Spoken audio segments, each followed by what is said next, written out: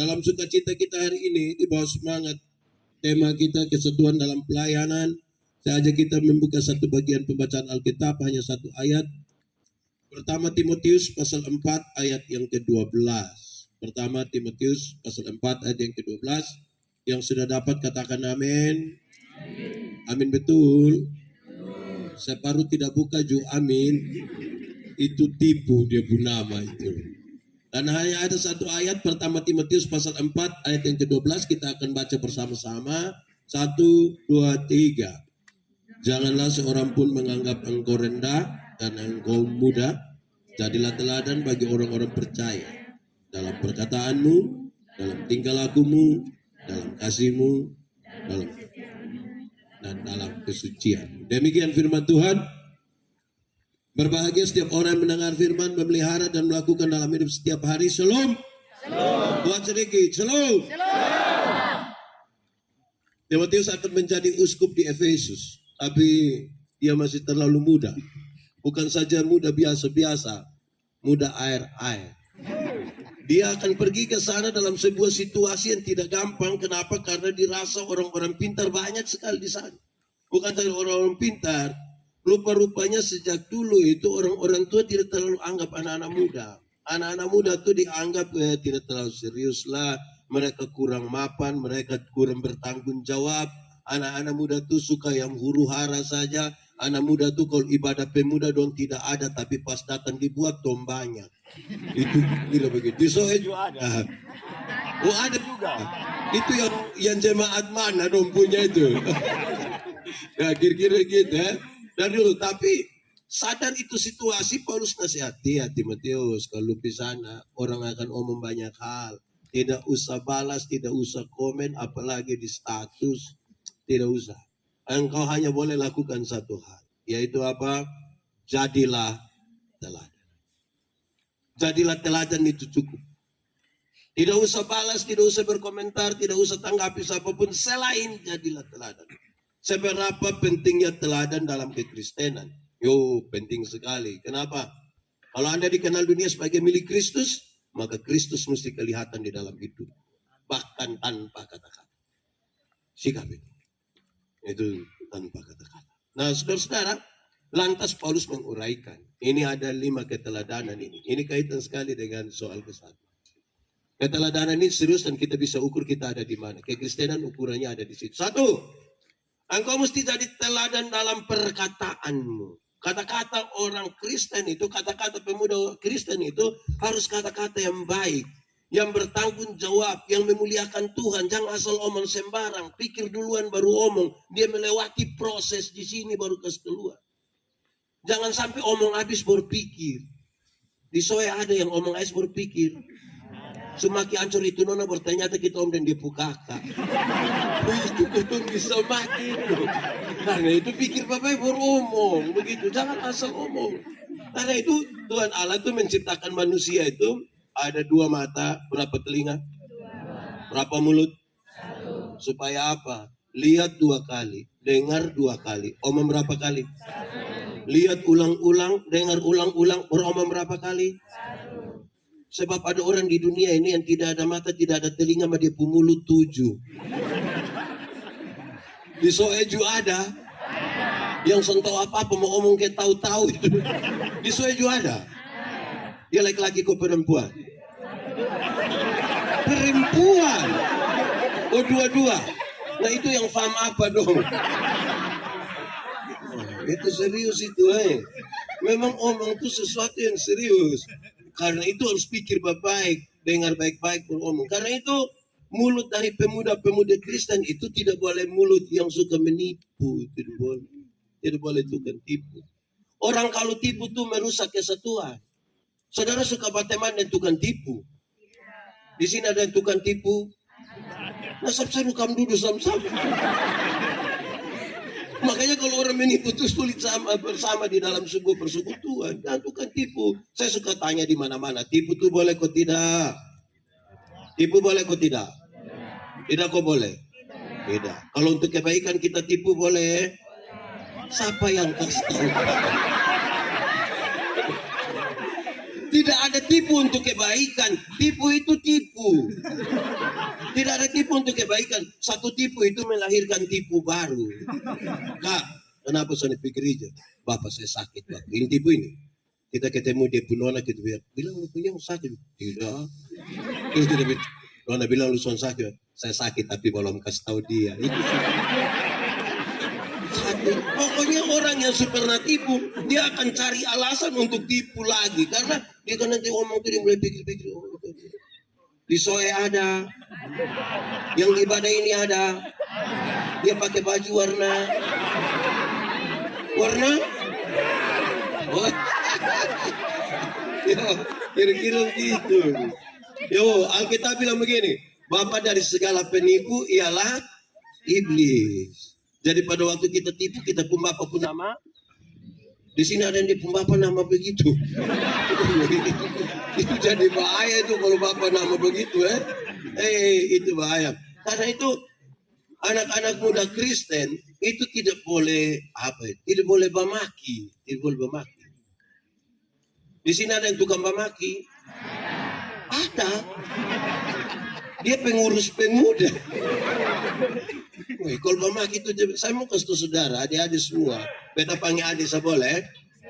Ya, beta 45, saya kamu 44. Aduh, kita kagak adik. Tuh, adik-adik, bamaki itu jangan. Kenapa bamaki tidak boleh? Bamaki ialah, saya pun definisi. Bamaki ialah mengeluarkan barang-barang yang tidak perlu dikeluarkan. Itu barang don diam-diam di situ omong untuk. Kalau ada anak kecil dia bamaki, tanpa kita setuju kita masih bisa terima. Tanpa kita setuju kita masih bisa terima. Anak kecil itu, kalau dia mandi habis, biar dia tidak pakai apa-apa, dia bisa keluar dia jalan begitu saja. Kan tidak ada masalah. Karena dia tidak tahu apa-apa. Betul atau tidak? Kan dia anak kecil dia tidak mengerti. Iya. Tapi coba dia pumbapa coba. Coba dia pumbapa. Dia pumbapa mandi habis begitu, terus ibu-ibu wanita gemitong ada latihan. Baru waktu kalau beri hai besti. Itu bahaya. Jadi yang tukang bamaki berhenti sudah. Amin. Di sini ada yang tukang bamaki. Dia yang duduk di sini kok di atas itu. Kamu tunjuk di bawah, kamu tunjuk di atas. Nah, ini jadi masalah ini. Jadi orang-orang Kristen dia bilang begini, kata-kata tuh harus kata-kata yang baik, bertanggung jawab, melalui proses berpikir, beriman, baru ungkapkan kata-kata. Jangan asal omong. Sebab kalau kita omong subah maki lagi, itu tidak baik bagi sebuah kesatuan. Kita tidak ingin menyakiti kan? Kita juga tidak ingin disakiti. Omong ya enak-enak sah.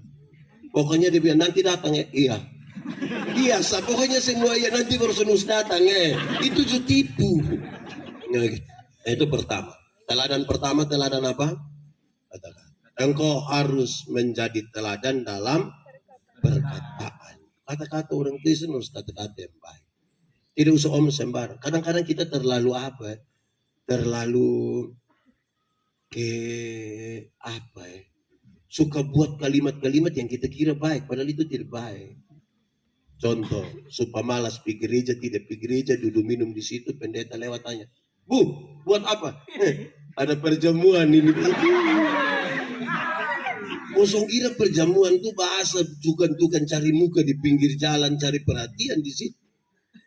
Perjamuan diambil sebuah refleksi yang paling besar soal kematian Yesus Kristus bagi kita.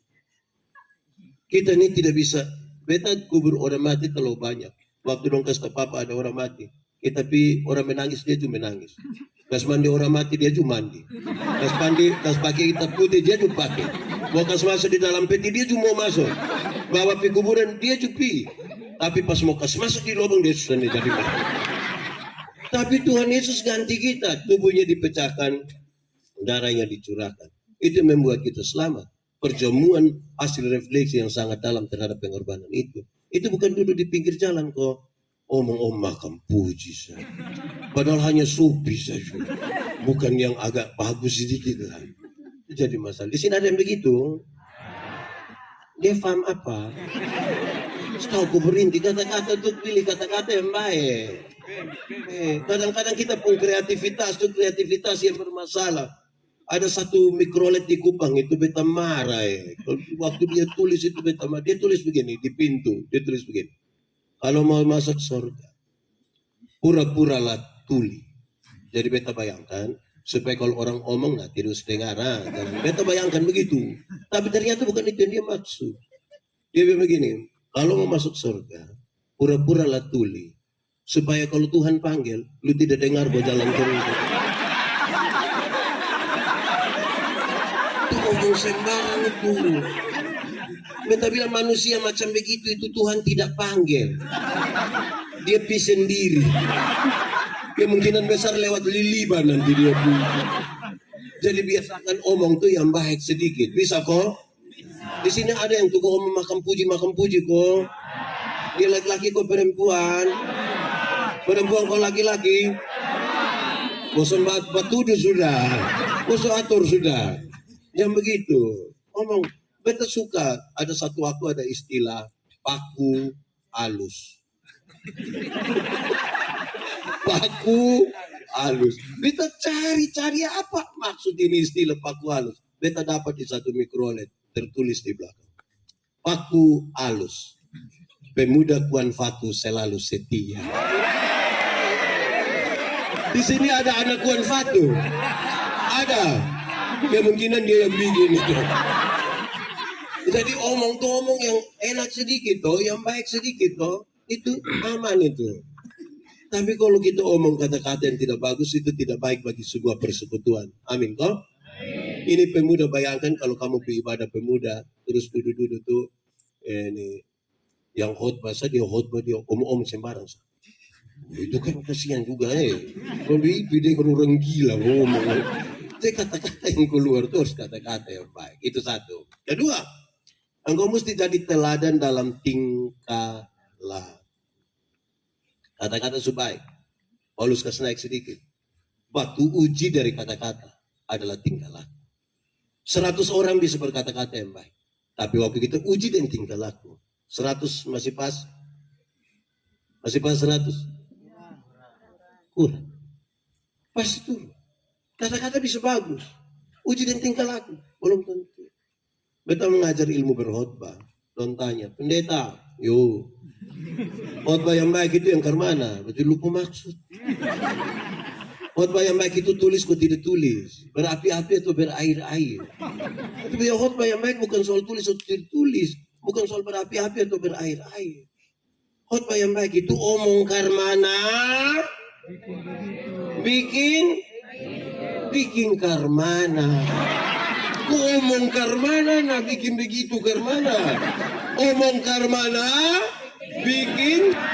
bikin begitu. Jangan omong lain bikin. Oh itu mulai ya. Ya omong lain bikin lain. Karena ada orang yang bukan sekedar omong lain bikin lain. Ada yang bahkan pikir lain, omong lain, bikin lain. Hasilnya kelainan. Jadi kalau kamu ketemu orang kelainan itu kan tidak sinkron semua. Ini lari pi lain, omong lari pi lain, bertanya kenapa? Itu jadi masalah. Orang-orang Kristen kalau ada di tengah-tengah, waktu itu kan konteks dari Timotius itu adalah berhadapan dengan pengajaran sesat. Nah pengajaran sesat ini yang murni itu harus lurus antara apa yang kita ucapkan dan apa yang kita lakukan. Berhadapan dengan situasi-situasi yang sesat. Jangan pura-pura. Saudara-saudara, karena kadang-kadang ini kamu punya medsos kok. Ada FB, WhatsApp, Instagram, radio.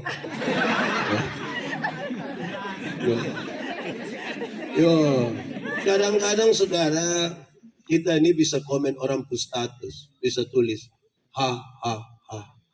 Tapi belum tentu kita tertawa. Betul ke tidak? Padahal dia emoticon tuh ketawa Betul ke tidak? Di sini ada yang begitu. Dia ada duduk di sini. Tunjuk dia, tunjuk dia. Kadang-kadang kita punya, ini anak muda rompong ketawa bukan hahaha, rompong ketawa bisa WK. Itu kalau ketawa ke mana? Kalau WK. Wah. Anak muda pun kadang-kadang lebih parah, bukan WK saja. XI. Itu ketawa ke mana tuh? Tak salah dia kagak. Itu ke dunia lain sekali. Jadi saudara, ini tingkah laku itu menjadi serius. Kata-kata yang manis itu belum tentu diikuti dengan kata-kata dengan tindakan. Cinta tuh itu perilaku, bukan kata-kata. Cinta itu perilaku. Saudara tidak bisa datang di satu nona terus ke non, cinta lu. Tidak bisa gitu. Cinta bukan itu, cinta itu tindakan. Kata-kata tuh kadang-kadang tidak bisa mewakili sesuatu yang ada dalam kita punya hati kan. Dan kita melakukan. Don tuh pernah ditolak tuh. Ya saudara-saudara, jadi yang kita ucapkan tuh ujinya adalah apa? Tingkah laku. Dari itu kita butuh tingkah laku yang bagus. Kadang-kadang kita pun tingkah laku itu bermasalah sekali. Oh? Kenapa? Karena kita tidak bikin sinkron antara apa yang kita ucapkan dan apa yang kita lakukan. Kita omong lain, bikin itu tidak sehat. Ketiga, setelah dia lihat bahwa tingkah laku itu bagus, dia naik. Engkau mesti jadi teladan dalam kasih. Waktu uji dari tingkah laku adalah kasih. Karena tindakan-tindakan itu hanya bisa dibedakan dalam dua. Tindakan yang baik atau tindakan yang tidak baik atau buruk. Tindakan yang baik mesti diuji berdasarkan kasih atau justru tidak. Sebab semua yang kelihatan baik belum tentu dibangun di atas kasih. Belum tentu. Beta khotbah di semua bank yang ada di Kupang. Beta bilang begini. Ini ibu-ibu dan nona-nona di bank ini cantik-cantik semua. Cantik-cantik semua. Mau lihat dekat lihat jauh tetap cantik. Dong pakai pakaian tuh gagah-gagah semua. Kerja di ruangan yang bagus-bagus semua. Dong sopan-sopan sekali. Kita pergi bank itu sama kayak mau pulang. Dia mau lihat ini mau buka itu. Kita mau pulang. Kita baru naik tangga terakhir. Dong langsung bilang, selamat siang.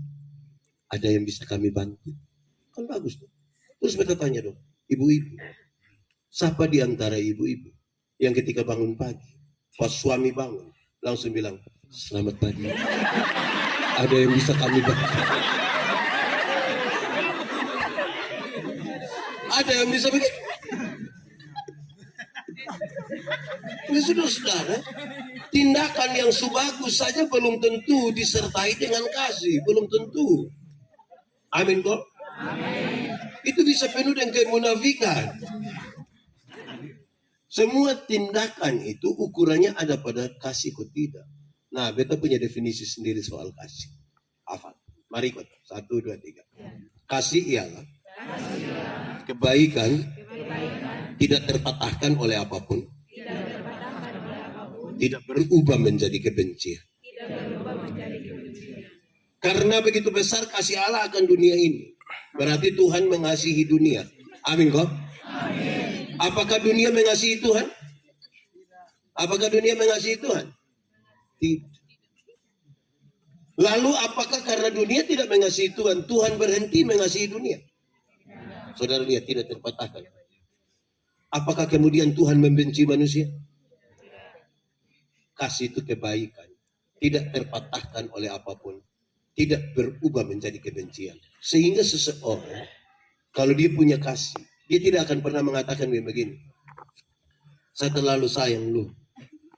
Tapi waktu saya tahu lu sifat asli, biar. Pernah dengar itu kalimat? Atau sendiri omong? Itu bukan kasih. Itu egois. Karena kita ingin mengasihi orang, yang bisa mengasihi. Kalau kamu hanya dapat berbuat baik kepada orang yang berbuat baik kepadamu, apakah jasa? Kasih itu kebaikan. Tidak terpatahkan oleh apapun. Tidak berubah menjadi kebencian.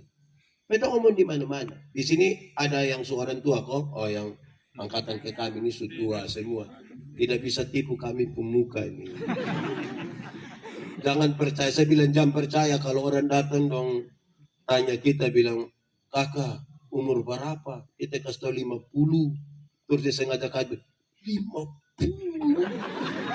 Macam ke 30, jangan percaya. Masa ke umur 50 sama ke 35 tuh masih 15 tahun di mana? Iya, jangan percaya tuh. Kalau nanti ibu-ibu seumur 50 kau jalan dengan kampung anak nona kau terus dan tanya, ini siapa? Ini anak nona yang pertama. Dia sengaja kaget. Anak nona macam ke kakak jangan percaya, jangan percaya. Masa anak nona sama ke kakak adik dan ibu mama itu hanya dua kemungkinan. Pertama, ibu anak muka terlalu tua. Makanya dan ibu mama tuh kayak beda-beda tipis ya begitu. Kamu suka kalau disebut kakak adik dan ibu mama? Atau yang kedua, ibu mama nikah terlalu muda. Kemungkinan besar 8 tahun sudah nikah. Jadi akhirnya dan dia punya di usia nanti kamu satu saat kamu akan mengalami, kamu akan merasakan. Beta bilang pada orang tua, ibu-ibu, terutama ibu-ibu, melahirkan itu susah atau tidak? Terlalu susah, terlalu sakit. Mau melahirkan normal atau abnormal tetap sakit. Waktu mama sakit melahirkan di dalam ruang bersalin itu, kami bapak-bapak hanya dari luar kau bilang, Yesus, tapi kami tidak tolong. Su bilang Yesus lebar, dia bayangkan kiri-kiri alam muka ke siapa. Kamu sini. Makanya ketika kamu yang nona-nona hidup tidak ikut orang tua punya mau, kan orang tua selalu bilang nanti masuk ada anak bermasalah. Pernah dengar itu kalimat? Terus berarti lu nakal. Karena itu hanya dikhususkan bagi yang sudah melawan orang tua. Mau kasih tahu anak-anak, adik-adik semua. Ini waktu anak dong masih kecil toh, jam anak-anak pun jam tidur, itu orang tua pun jam bangun. Orang tua pun jam tidur, anak pun jam bangun. Orang tua itu tidak pernah tidur gara-gara kamu. Di jam 2 pagi juga bapak mama dong tetap begitu. Pulang tanya mama. Setengah mati lagi goyang-goyang begini. Mama seringkali dipaksa jadi penyanyi. Makanya seringkali mama lagu itu tidak bisa dipertanggungjawabkan. Kalau tidak bobo digigit. Padahal justru kalau anak bobo itu baru nyamuk gigit. Kalau anak ada lari-lari nyamuk mana mau gigit. Tapi memang mama dalam situasi sangat apa toh? Anak-anak semua. Orang tua tuh ajar kamu beromong satu-satu suku kata. Ma, pa. Tapi waktu kamu mulai lancar beromong, ada suka beromong dengan bapak mama?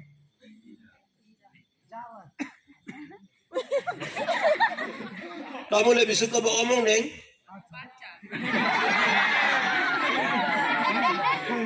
Padahal itu pacar tuh orang lain pun jodoh.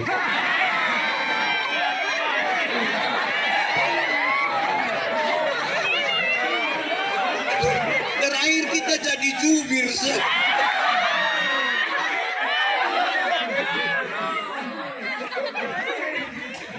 Tapi beta bilang pada orang tua, mama dong. Anak dorang itu tidak suka beromong dengan mama dong. Padahal mama yang beli kes dong HP. Mama dong telepon dong sengaja kas mati. Dong ada di panggilan lain. Kenapa mama dong mau kas makan dong? Coba pulang tanya mama. Kenapa mama beta terima mama pun telepon tapi mama mau kas makan beta? kasih. Kasih. Tidak terpatahkan hanya karena kamu punya tingkah laku. Bapak mama tuh ajak kamu jalan tuh satu-satu langkah. Pegang di tangan baru bilang, ta, te. Nah itu jalan belakang tuh. Tapi waktu kamu mulai bisa jalan, ada suka jalan dengan bapak mama? Ada suka jalan dengan bapak mama? Lebih suka jalan dengan? Kan kesian tuh. Beta bilang dia pu mama dong. Siapa suruh kas makan itu anak? Su besar-besar suka jalan dengan kita, suruh jalan di orang lain. Suka jalan di orang lain. Yang laki-laki dong di rumah tidak tahu kerja, orang tua bilang jangan laki-laki sepi, jangan sudah banyak. Tapi dia suka dengan satu nona, dia pitofa di itu nona. Tofa. Terus dia pu mama lewat. Betul, kok di sini ada. Tunjuk.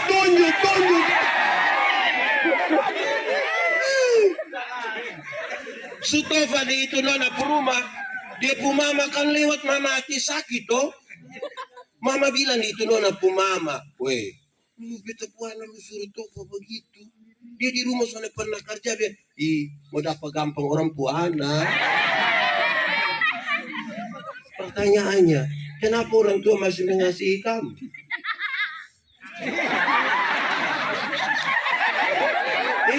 Ini pasti bukan Tofa kebun. Ini pasti bukan Tofa halaman kebun. Oke, lanjut ya. Kenapa? Karena apa? Hanya satu kata. Apa itu? Kasih. Kasih itu tidak terpatahkan oleh apapun. Kasih itu tidak terpatahkan.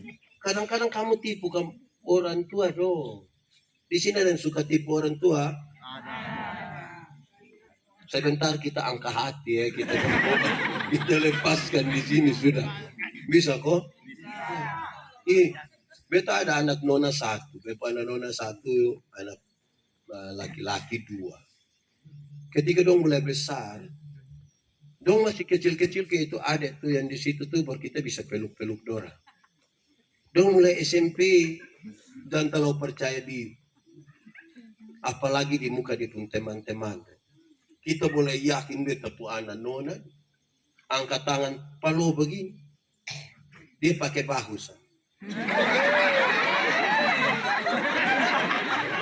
Wih, sakit hati. Beta kadang-kadang tanya, ini lupu mama, lupu mbak. Saudara, ada yang SMA, ada usia SMA. Ada. Sutamat, sulibur. Rencana ada yang mau sekolah ke Surabaya, Jakarta, Semarang, Solo. Soelo. Ada. So tanya kakak-kakak dia sekolah di luar. Itu ada Ibu Hili itu pernah sekolah di Bali. Telepon orang tua tiap hari. Ada telepon orang tua tiap hari. Jujur, kata-kata mesti jujur. Biasa telepon pada waktu pas uang habis tuh pagi buta mama pun habis tinining mama selom. Iya selom mama, kenapa? Mama ada baik-baik kok. Iya, kok kenapa? Tadi malam kakak ada mimpi mama. Pas dia bilang tadi malam kakak ada mimpi mama, mama langsung yang kakak mau barapan omongnya. Ini pagi buta nih kakak semodus mama nih. Terus beta bilang dia pu mama dong, kenapa kirim uang? Kenapa kirim? Karena apa? Ini ada yang usia remaja. Remaja tuh usia belasan tahun. Manusia, definisi dari remaja. Remaja ialah manusia berusia belasan tahun. Manusia. Itu berarti kategori remaja hanya ada di manusia. Tidak ada di babi. Hanya ada di manusia. Itu yang ada kategori remaja. Ya. Manusia yang berusia berapa? Tapi dia ada lanjutan, dia bilang begini, dia bukan dewasa, tapi dia bukan juga anak-anak. Dewasa bukan, anak-anak bukan. Makanya kadang-kadang dia di rumah dia bikin kayak anak-anak. Di luar dia pacaran dia kayak tanta-tanta. Di Soe ada, di sini ada. Yang di rumah tidur ludah meleleh ikut sini semua. Tapi keluar kalau buat telepon yang Pak Sumaan Atinova Yokinaan. Ya. Ini anak-anak remaja di sini beta mau tanya. Siapa di sini yang ketika orang tua omong sendiri dia marah dia banting pintu? Ada? Ada? Boleh tunjuk dia? Atau jujur boleh angkat tangan? Oh, angkat tangan. Ada, saya mau kasih tahu kamu dua. Tapi anak dong jujur, baik ya? Oke. Dengar. Ada. Kamu dua tuh banting pintu. Karena kamu belum tahu harga pintu berapa. Betul. Kalau kamu sudah tahu harga pintu, kamu akan tutup dengan sangat hati-hati.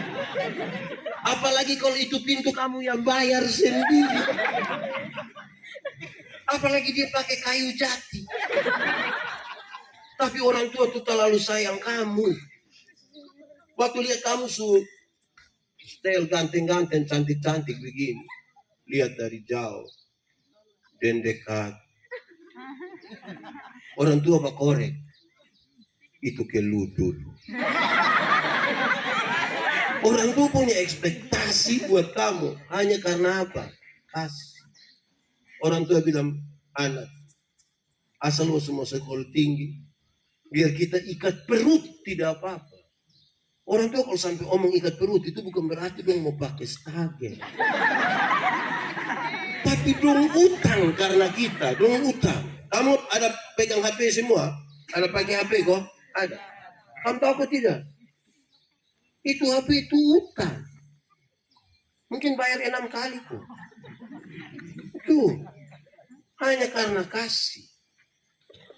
Kamu ada motor, ada pakai motor, kredit. Yang kredit belum habis, motor sudah rusak. Hanya karena orang tua mengasihi kamu. Hanya karena kasih. Dong beli motor kasih kamu, tapi dong tidak mau dengar kabar celaka dari kamu. Dong tidak mau. Tapi laki-laki dan perempuan kalau pacaran dong putar lingkar luar. Laki-laki pakai les di sini. Soalnya pakai helm. Sampai di dekat kantor bupati situ. Dia bering. Dan dua bakal lain. Laki-laki bilang, lu turun. Nona bilang, Kak, lu turun. Pakai bahasa Inggris bilang, Saud. Saudara, kasih sekali lagi. Waktu uji dari tindakan adalah keempat. Engkau mesti jadi teladan dalam kesetiaan. Sebelum itu, kalau kasih tidak ada di dalam kesatuan, merusak kesatuan. Karena di dalam kita pun kesatuan ini kan orang ada berbagai-bagai macam. Kayak datang begini mau bawa makanan sama-sama, separuh suka pakai lawar, separuh tidak suka. Separuh mau ikan karing, separuh mau ikan balek, separuh mau ikan fausi, pokoknya macam-macam lah kita punya. Ya, kalau kasih tidak ada tuh menghancurkan kita pun persekutuan. Amin kok? Nah kita lihat yang keempat. Engkau mesti jadi teladan dalam kesetiaan. Mungkin kasih sudah ada. Tapi batu uji dari kesetiaan, dari kasih itu adalah kesetiaan. Kalau engkau mengasihi seseorang, dibuktikan dengan setia. Kalau engkau mengasihi Tuhan Yesus dalam sebuah persekutuan, maka setia itu menjadi alasan dan menjadi syarat untuk saudara di situ. Setia itu apa? Setia itu berarti tetap pada janji. Karena saudara berjanji ini di hadapan Tuhan, di hadapan jemaat, saudara mau belajar setia. Karena kadang-kadang kita tidak setia. Banyak kali kita setia itu pas jalan keluar. Pas yang ibadah di rayon, dong kita kurang setia. Kita setia pas Natal. Kita setia pas Paskah.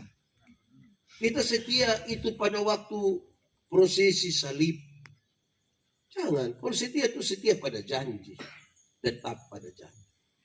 Setia itu apapun yang terjadi. Karena beta berjanji untuk itu. Beta mau setia. Beta punya anak saksi. Pas Domo datang minta beta jadi saksi, beta bilang, lu laki-laki setia atau tidak? Dia bilang, saya setia, Pak. So, gambarkan aku setia.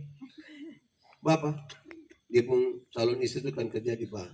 Bapak, nona nih pagi-pagi, beta bilang siap sudah. Beta mau jemput antar di Bahan.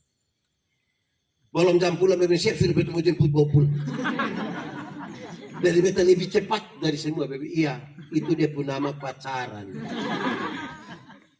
Nanti sunikan beda ame motor satu ke dia sendaman, nona mau manja-manja sedikit, nona bilang, Pak, antar dong. Gimana? Pasar. Ada motor tuh? Manja. Apa kok? Dan cepat-cepat percaya yang sekarang. Pacaran dan nikah itu beda. Ini ada satu istri dia protes dia pun suami. Papa susahnya setia lah. Papa sudah berubah. Papa sudah sama kayak dulu. Maksud? Papa dulu tuh sedikit-sedikit su ajak makan. Napa? Pokoknya nasi babi di mana kau tunduk kunjungi terus. Bapak dulu sedikit-sedikit itu su ajak beli pakaian. RB. Bapak yang jawab, fix sayang, fix. L ada.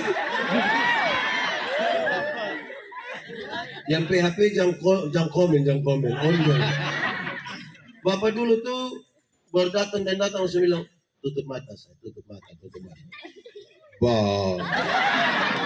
Sekarang kok Bapak sudah berubah, Bapak susah setia, Bapak sudah tidak kayak dulu lagi. Kenapa? Dia suami dia begini, Mama, coba Mama pikir baik. Coba Mama pikir. Nelayan mana yang kalau sudah dapat ikan, dia masih buang umpan? Nelayan mana? Oh, ibu istri simpan di hati, istri simpan. Malam mau tidur, mam tua masuk duluan di kamar, kunci pintu, kasih mati lampu. Suami datang mau buka pintu, tidak bisa. Suami bilang, Mama, yuk buka. Mama, buka. Tidur di luar. Mama, kok kenapa nih? Tidur di luar. Mama, kita dua suami istri. Mama dan Papa, coba Papa pikir. Nelayan mana?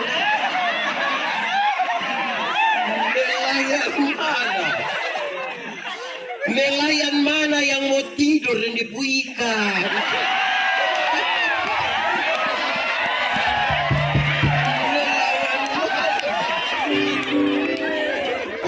Saudara, di sini ada yang nelayan, ada, atau calon nelayan.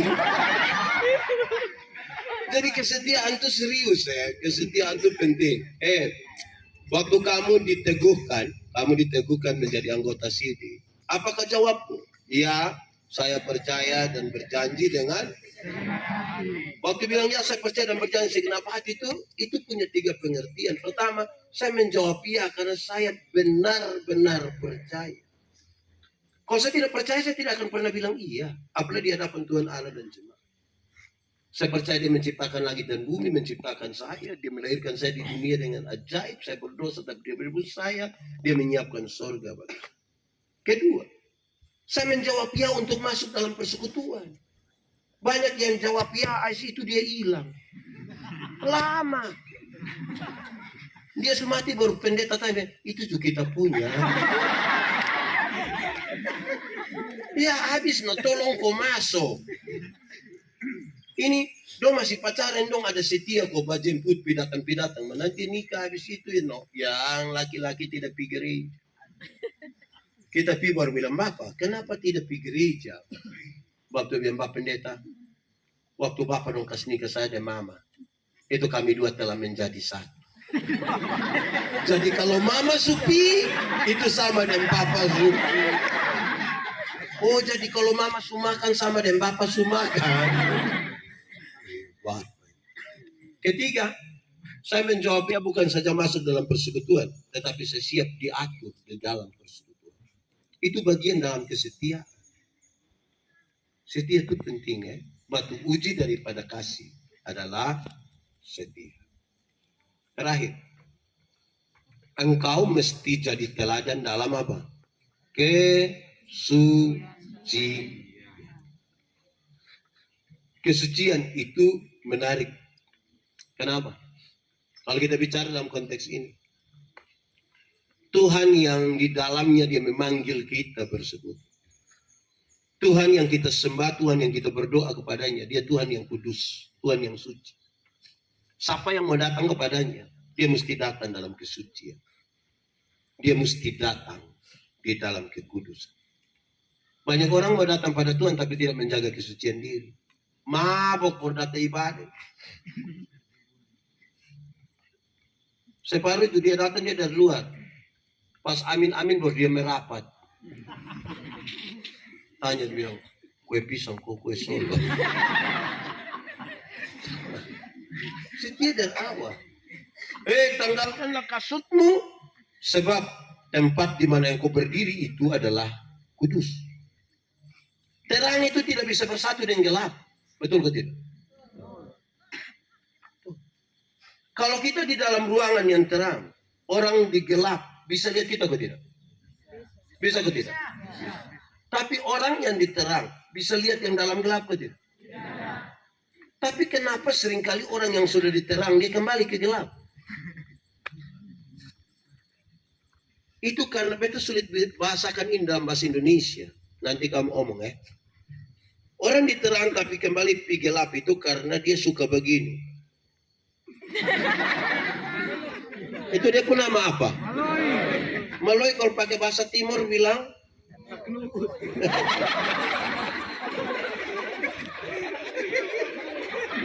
kalau dia sumaloi begini, sana lama dia su begini.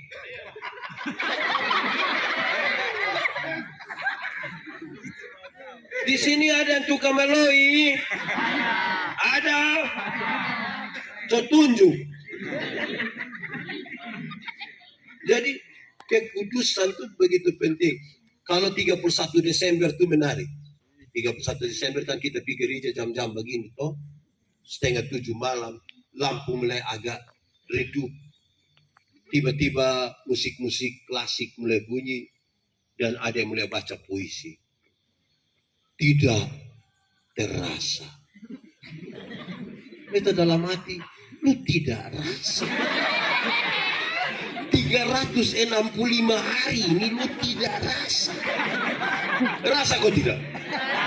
Rasa kok tidak? Lalu kenapa Anda katakan tidak terasa? Kalau sampai tidak terasa itu kemungkinan besar dia semaput. Dia mati rasa makanya. Nanti dia mulai puisi. Terus dia bilang begini. Tadi waktu saudara masuk, ada diberikan kertas dan pena. Silakan masing-masing kita menulis catatan dosa dia. Biar dia berlalu bersama-sama dengan perginya tahun lalu. Separuh mulai menulis itu DR. Itu dia tulis. Menangis nyiri Bapak. 1 dosa 3, 5, 8, 70 sebegitu. Terus dia bungkus baik-baik keluar pakai prosesi menyanyi. Maafirlah bakar dosa. Itu tanggal 31 Desember. Minggu kedua bulan Februari dia gila ulang. Bahkan dia lebih gila dari yang sebelumnya. Di Soeju ada. Itu anak dong ada di sini. Tunjuk. Saudara lihat, kalau kekudusan kita tidak jaga, Ya, tidak bisa. Sudah, hidup kudus itu paling aman sudah. Paling Tuhan ini menghargai kita punya kemanusiaan juga. Kita mau apa yang Tuhan tidak mau. Tapi Tuhan atur kita supaya terbatas. Jangan langkah melewati batas-batas yang Tuhan bilang tidak. Kamu mau perempuan, Tuhan mau kau tidak? Kenapa kamu lihat beta? Orang suruh jawab, kamu lihat. Kamu mau perempuan, seks dengan perempuan, Tuhan mau kau tidak? Mau kau tidak? Mau. Mau. Asal satu dan dia pun nama istri. Kita sayang, belum jadi istri kita yang bilang kak, kakak. Nona dong. Kalau kak, nona dong. Kalau ini kakak dong telepon itu tegas sedikit. Kalau dia bilang non, bilang kenapa? Itu dia langsung tidak coba lah, dia stop memang. Ma bayangkan kalau dia telepon dia bilang non, terus kakak nih ya.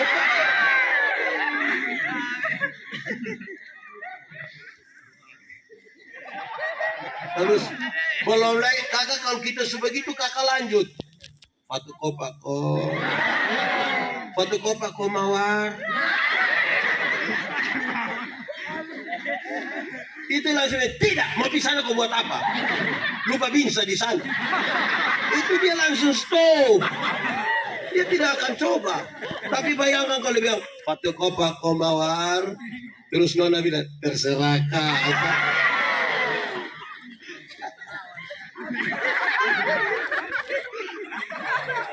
Jadi adik-adik dong, jaga bersempun diri, hidup kudus, baik toh, baik kosan deh. Kosan tidak terlalu ragu dengan menikah. Nanti itu kamu menikah, kamu nanti menikah juga. Terus takut, anak muda, jodoh itu akan datang dengan sendirinya.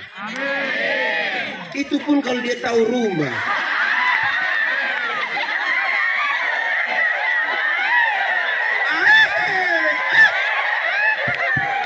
Kamu pun juga Sherlock.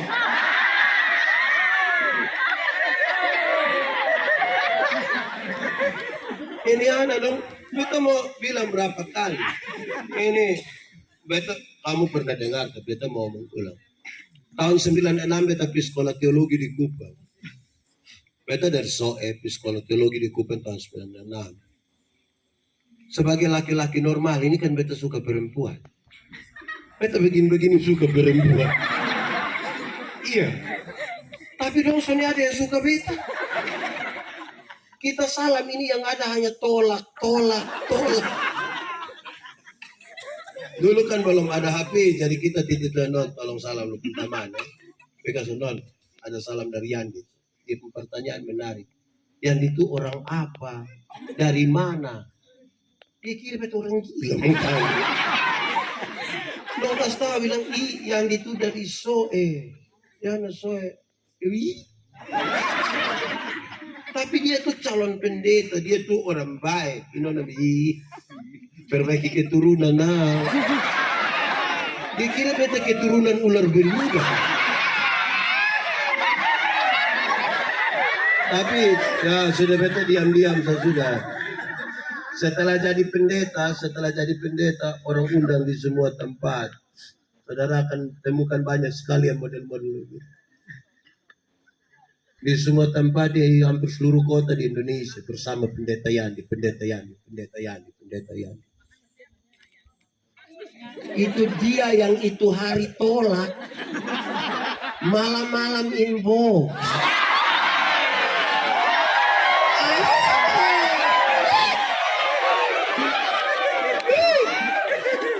Dia pun 3 huruf pertama menarik.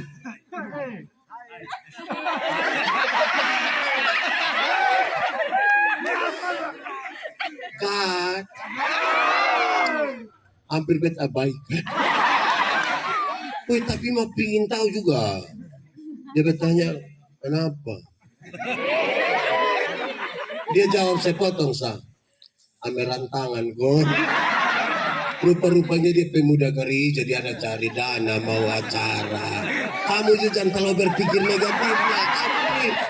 Kamu nih terlalu berpikir kayak apa kok? Jadi jaga kekudusan, jaga kekudusan. Kekudusan itu penting sekali untuk kita bisa tetap bersatu dengan Tuhan. Kalau orang tidak menjaga kekudusan, dia tidak mungkin bersatu dengan Tuhan. Karena Tuhan yang kudus tidak mungkin bersatu dengan tidak kudus.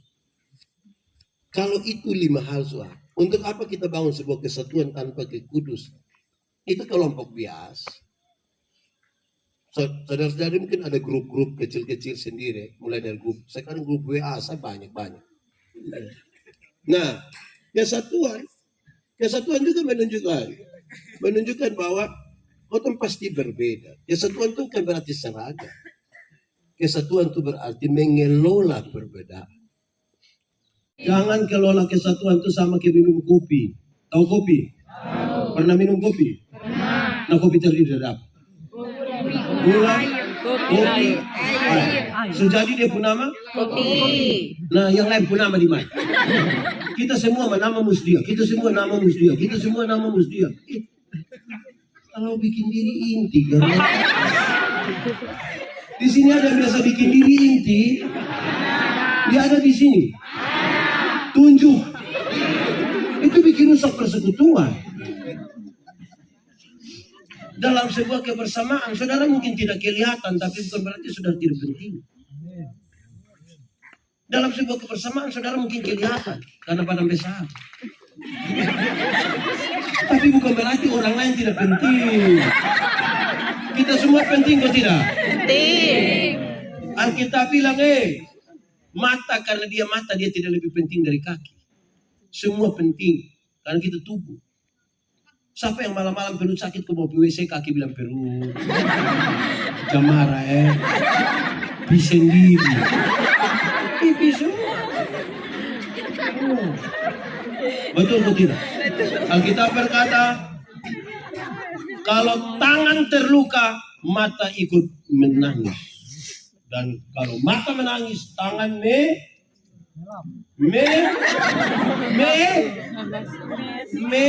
membasuh.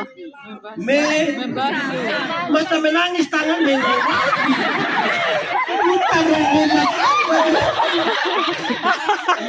mata menangis, tangan Mata, basah mata. Membasuh. Yang penting kamu mengerti. Di sini ada yang tidak mengerti lah.